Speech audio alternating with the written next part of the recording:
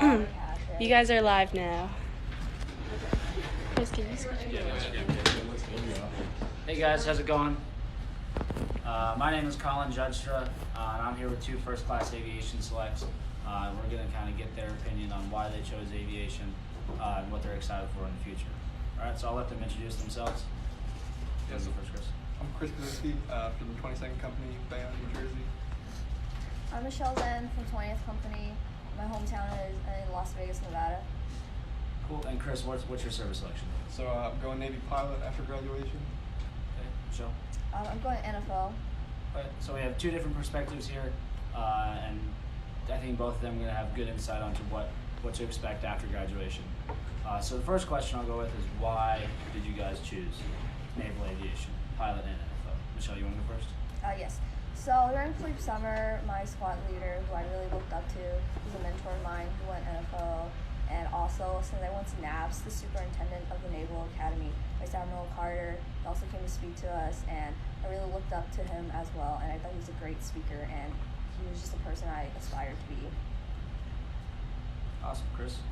Yeah, so I kind of came towards the people. I really liked the officers and all the different folks running around naval aviation, and did some programs here, kind of like being at the controls. So ended up putting pilot first. That's pretty cool. I know if you walk around the yard, you'll see a bunch of aviators, and in our opinion, a lot of them have a large influence on what goes on around here, and they're also very personal people. That's the reason why I chose naval aviation as well. But today we're focusing on Chris and Michelle. So after graduation, what are you guys doing? You going down to flight school? When?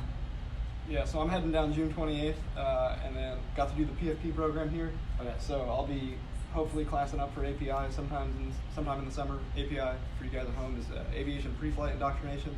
It's kind of an academic portion to the flight school syllabus, and then after that head out to primary somewhere. Yeah, get some time in the T6B. That'd be cool. Michelle, when are you going down?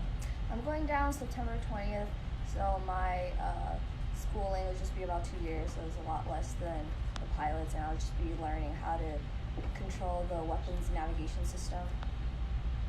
Cool. So Chris will be doing about a little over 2 years of schooling. Like you said, he doesn't have to do IFS because he did the powered flight program at the Naval Academy, which is a summer training that's offered for us. So he'll go down and start API right away. Then he'll have primary, intermediate, and advanced, depending on the type of aircraft he selects. Following that, he'll go to an FRS, which is where he actually learns how to fly his aircraft, not just to train it. And then he'll go to an active duty squadron. And Michelle, a little bit of a condensed timeline, but so she will be in charge of the weapon systems of certain aircrafts. And so she doesn't have to do intermediate and advanced, is that right? Yep, so she has to do IFS, API, and primary. Then after that, she'll do a few other schools that allow her to become more in tune with all the weapon systems that go on in the aircraft. So summer trainings, what was your guys' first introduction to naval aviation? Michelle? Well, my very first was with a friend who had a private pilot's license, and I liked being in the clouds. And then during pro-trimage, just wearing the flight suit and being in the fleet and talking to the aviators, their personalities fit with mine, and I really enjoyed being near airplanes in general. So what were your summer trainings that you did that were related to naval aviation? Well, I wasn't able to do a first aviation cruise, so yeah, pro-trimage was really the only thing that I did. So you had about a week experience with the squadron? It's pretty cool. Chris, what'd you do? So after plebe year, I actually ended up getting stuck on a carrier for cruise. So got to hang out with some air department boat divisions, and then ended up running around the ready rooms up there. So I got to hang out with those guys, see some carrier qualification for the fleet replacement squadron, and then after that, didn't really do a lot of aviation stuff my second class summer, but got to do powered flight program here. And I had an internship with the test lanes down in Taft River, cool. Which was awesome. Coolest experience. Got to go see that side of the Naval Aviation Conference. And so what'd you do with powered flight? What is that program? So powered flight is basically like introductory flight screening. You go down there and you get 10 hours in a light civil general aviation aircraft. and they teach you how to fly. They teach you kind of what Navy flight school is like. Not really with the same pressures, but gives you a kind of sense for what flying is like and lets you feel out whether you want to put that as your first choice. Okay. So you do 10 flights, right? And then you eventually want to earn your solo wings, right? Yeah. So at the end of your first 9 flights, you'll get a check ride basically, and they'll say you're good to go or you're not good to go on your own. So at the end of your very quick 3 weeks and 10 hours of flying, they'll give you the airplane and let you go up on your own, and hopefully not make a mess of things. So pretty rewarding experience. That's cool. And so we've talked a lot about like the pipeline and exactly what flight school entails. But at some point after IFS and API, you get to pick your aircraft, right?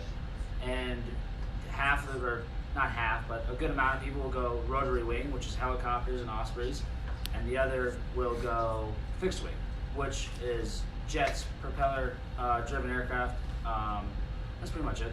And so when they'll break off and you kind of get, you funnel down into your specific aircraft. But Michelle, what kind of aircraft would you like to fly? I would like to fly the PA because to me that aircraft looks is big. There's a lot of space and just the places they can fly to. I like the mission that explore. Alright, so P8, for those of you guys at home, is essentially a Boeing 737 that's been modified to Navy standards. It has a large aircrew, and what its primary mission is hunting surface and submarine vessels. So, and Michelle, if she were to go P8s, she'd be able to be stationed in Jacksonville, Florida, correct? Yes. And Everett, Washington. So what is it about the P8 that really drew you to it, or what you think would draw you to it? Is the crew mentality, the long flights, the ability to get up and go to the bathroom?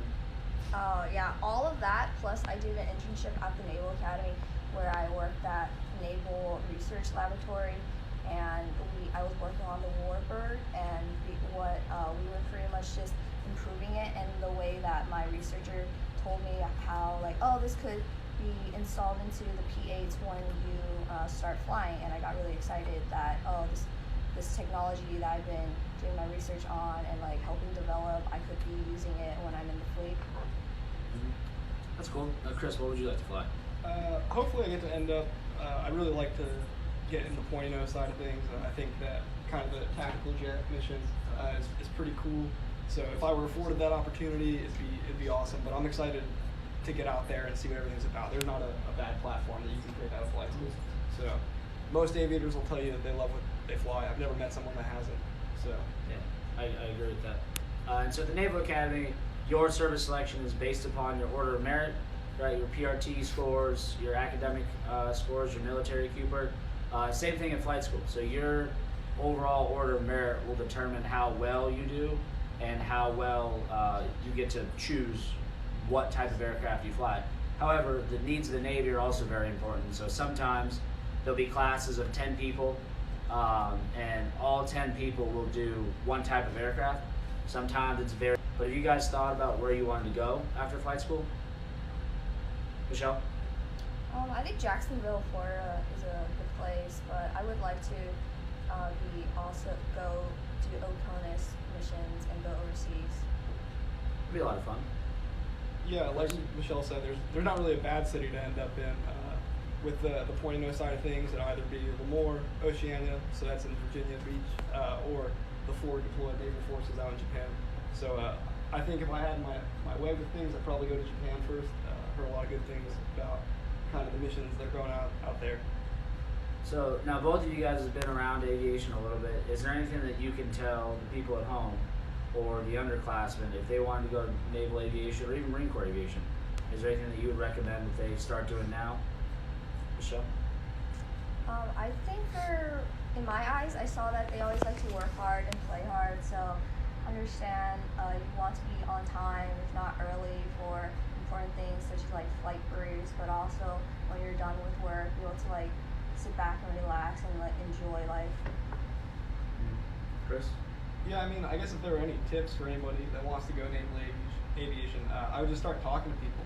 The community's awesome, the people that represent it are great, and they'll kind of point you in the right direction in terms of what opportunities you should pursue. But just getting a feel for what life is like out in the actual ready rooms across the Navy, from the people that have been there, is probably the best thing to do. Yeah, and like we were saying before, if you ever meet a pilot, they're more than likely willing to talk to you about anything aviation related, and they'll talk to you for hours and hours and hours. So if you have questions, ask them, ask these two once they're down in flight school. And I think that answers most of the questions that people had about naval aviation. Is there anything else you guys have? Well, thank you guys for watching, and thank you guys for being interviewed. If you guys want to know more about naval aviation, feel free to ask questions in the comment section, or after the video is posted, feel free to comment on that. Thank you.